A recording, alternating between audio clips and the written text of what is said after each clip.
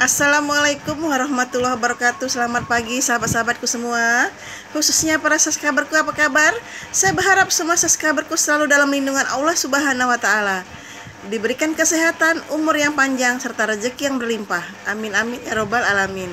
Dan untuk yang baru mengklik video saya ucapkan salam kenal. Nama saya Ibu Sri Arika. Mohon bantuannya untuk subscribe channel YouTube saya ya. Terima kasih banyak.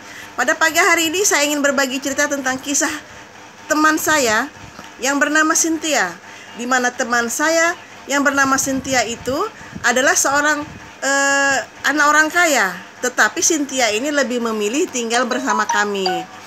Jadi singkat cerita, Cynthia ini seorang Katolik, seorang yang beragama Katolik.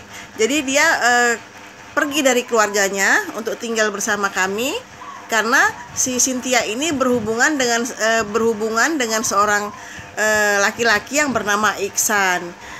Singkat cerita, karena orang tua dari Cynthia ini tidak merestui hubungan anaknya dengan si Iksan karena mereka beda keyakinan.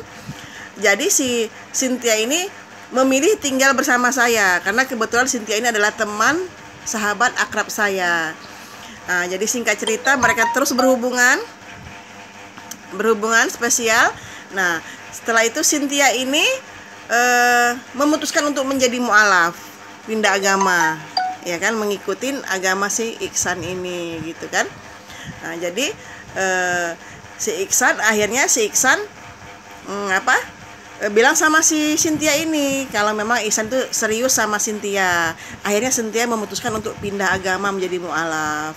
Nah, jadi si Iksan ini adalah seorang anak dari orang kaya, sama-sama orang kaya lah mereka ini kan, gitu kan. Nah, singkat cerita, si Iksan ini mengajak si Cynthia ini untuk tinggal di rumah dia, di mana Iksan ini mempunyai rumah di Palembang dan orang tuanya itu berada di kampung, gitu kan. Jadi Iksan ini kerja di Palembang dan mempunyai rumah. Jadi dia mengajaklah si Penyudi ini untuk tinggal bersama dia satu rumah, gitu kan. Jadi kami khususnya mama saya bilang gini sama si Cynthia, kalau dalam agama Islam itu tidak boleh seperti itu, harus sudah menikah baru bisa tinggal bersama, kan gitu. Tapi si Iksan ini selalu meminta si Cynthia ini untuk tinggal bersama dia. Akhirnya Cynthia tiba-tiba dia pergi dari rumah kami dan tinggallah dia bersama si Iksan ini. Mereka tinggal bersama tanpa ikatan perkawinan itu selama 1 tahun. Dan Cynthia ini tidak bisa dinasihatin sama kami, gitu kan. Nah, setelah 1 tahun hubungan saya dengan Cynthia tetap baik sebagai sahabat dekat, ya kan. Nah, Cynthia ini cerita sama saya ketika dia main ke rumah saya, dia cerita sama saya kalau kapan ya si Iksan ini mau menikahi dia, gitu kan. Karena Iksan ini cuma janji saja untuk menikahi dia, tapi tidak pernah dinikahi, gitu kan. Nah, itu saya bilang, tanyalah sama si Iksan kapan mau menikah, kan gitu kan. Nah, alasan si Iksan ini dia belum siap, kata gitu kan. Tapi kalau belum siap, kenapa pula lah suruh tinggal satu rumah, kan lucu kali menurut saya, kan gitu kan. Akhirnya si Cynthia ini bertanya terus sama si Iksan ini kapan dia mau menikahi si Cynthia tadi.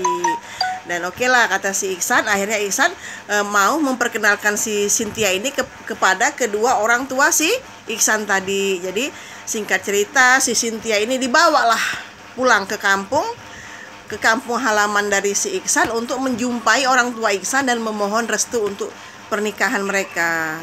Nah, setelah sampai di kampung, dari ceritanya si Cynthia kepada saya, setelah sampai di kampung ternyata si kedua orang tua si Iksan ini tidak merestui hubungan mereka. Coba bayangkan lah, ya kan, udah tinggal 1 tahun mereka satu rumah, sampailah mereka di kampung, kedua orang tua Iksan ini tidak merestui hubungan mereka, sangat tidak merestui, karena mungkin tadi perbedaan keyakinan. Tapi kalau masalah perbedaan keyakinan, si Cynthia ini udah menjadi seorang mu'alaf, kan gitu kan. Nah, akhirnya kedua orang tua si Iksan ini sama sekali tidak mau merestui hubungan anak mereka, gitu. Dan Iksan ini adalah satu-satunya anak dari orang tua mereka. Jadi tidak mungkin lah si Iksan ini mengorbankan kedua orang tuanya untuk cinta dari Cynthia tadi, ya kan. Nah, akhirnya si Ihsan ini bilang lah sama si Cynthia, saya adalah anak satu-satunya dari keluarga kami. Saya anak laki-laki satu-satunya. Saya tidak, dan kedua orang tua saya sudah tua. Jadi saya tidak mungkin mengorbankan kedua orang tua saya untuk menikahi kamu gitu. Lah macam mana lah ya kan, tidak mau menikahi tapi udah tinggal serumah selama 1 tahun. Nah akhirnya si Cynthia ini menangislah dia. Pulang ke rumah saya lagi, dia bercerita semua yang diceritakan, dia menangislah si Cynthia ini. Dan akhirnya Cynthia memutuskan untuk pulang ke Surabaya, ke rumah neneknya. Di sana di Surabaya di rumah neneknya, sedangkan di Palembang itu rumah orang tuanya gitu kan. Nah singkat cerita, si Cynthia ini pulang ke rumah neneknya di Surabaya, dan ketika dia mengabarin saya, ternyata si Cynthia ini sudah menjadi seorang biarawati. Jadi dia ketika menjadi mu'alaf, dia keluar lagi dari agama Islam, akhirnya menjadi seorang biarawati. Nah sedangkan si Ihsan yang kekasih tadi juga sudah menikah dengan jodoh yang dipilihkan oleh orang tuanya. Jadi mendengar itu si Cynthia ini hancurlah hatinya. Akhirnya dia memutuskan untuk menjadi seorang biarawati. Dan ketika dia menjadi seorang biarawati, dia tidak bisa dihubungi lagi. Dia tidak ada surat dari dia untuk saya, bagaimana keadaan dia, istilahnya kabarnya bagaimana itu tidak pernah ada lagi. Jadi itulah kisah dari seorang Cynthia yang demi cintanya rela meninggalkan kedua orang tuanya, rela meninggalkan keyakinannya, tetapi setelah semua ditinggalkan dia, sang pacar Ihsan tidak mau menikahi dia. Dan akhirnya sampai sekarang Cynthia itu menjadilah seorang biarawati. Ya saya doakan semoga sahabat saya Cynthia bahagia selalu, ya kan. Tapi yang saya dengar kalau seorang biarawati tidak boleh menikah, ya kan, berarti si Cynthia itu tidak bisa menikah, ya. Itu yang saya sayangkan sekali, ya kan. Tapi semoga dia bahagia selalu, dan semoga si Ihsan mendengar kalau keadaan Cynthia itu sekarang sudah menjadi biarawati, sudah istilahnya sudah memutuskan tidak mau menikah gitu kan. Ya sangat sedih sekali kisahnya. Saya doakan aja semoga Cynthia sahabat saya itu bahagia selalu, amin.